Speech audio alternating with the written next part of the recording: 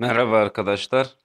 Otoklinik olarak bugünkü konumuz araçta tekerlekten neden ses gelir? Lastikten gelen seslerin sebepleri nelerdir? Tekerden ses geliyorsa nedenleri nelerdir? Bunlarla alakalı olacak. Her araç kullanıcısının başına gelebilecek bir arıza olan lastikten ses gelmesi sorunu sizi çok masrafa sokmadan çözülebilecek bir araç arızasıdır genelde. Araçta tekerden ses gelmesi gibi bir arıza varsa ilk olarak yapmanız gereken sesin hangi koşullarda ve nasıl geldiğini çözmeniz gerekmektedir. Şöyle anlatmak gerekirse eğer çukurlu bir yolda ses geliyorsa sebebi başka, düz bir yolda ses geliyorsa sebebi başkadır. Bu sebeple aracınızın sesine kulak verip sesin hangi şart ve koşullarda ne şekilde geldiğini çözmeye çalışın.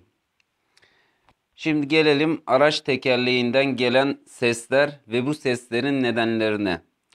Araçta ani kalkışlarda gelen tak tak şeklinde vurma sesi varsa aks komple ömrünü bitirmiştir.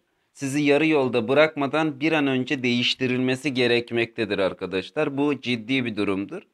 Ani kalkışlarda gelen böyle tak tak diye bir vurma sesi varsa aks komple ömrünü doldurmuştur. Dediğim gibi değiştirilmesi gerekmektedir.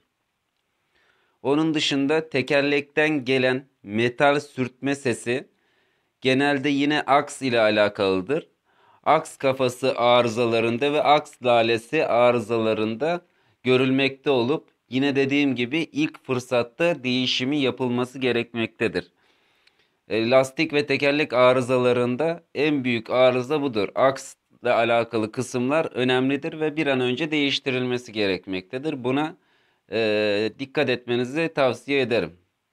Özellikle bozuk yollarda lastiklerden ses gelmesi genelde amortisör arızalarını işaret etmektedir. Düz yolda normal bir seyir halinde giderken gelen ses ya balans ayarındandır. Eğer ki balans ayarındansa araç hızlandıkça ses artacaktır ya da fren balatalarından kaynaklanmaktadır. Fren balatalarından nasıl bir ses kaynaklanır diye soracak olursanız fren balatalarının aralarına küçük mıcır taşlar ya da zift gibi şeyler yapışabiliyor. Bu da dönerken ses yapmasına sebebiyet olabiliyor. Yolda giderken farklı bir ses duyuyorsanız bunların haricinde bakmanız gereken yer lastiklerin havası ve lastiklerde herhangi bir deformasyon olup olmadığıdır. Bu da önemli bir husustur. Lastiklerin hava basıncı aracınızın kullanım kılavuzunda olması gerektiği gibi size söyleneni yapmanızdır. Yani araca 30 var basıncında hava basmanız gerekiyorsa bunu 28 ya da 32 gibi farklı şeylere yormayın. Neyse onu basın, bu aracınızın daha iyi çalışmasına sebebiyet verecektir. Ve bu seslerin önüne geçecektir. Onun dışında aracın lastik ömrü aşağı yukarı 4-5 sezondur. Bunun üstüne çıkıldığında lastiklerden ses gelmesi kaçınılmazdır. Buna da dikkat etmenizi tavsiye ederim.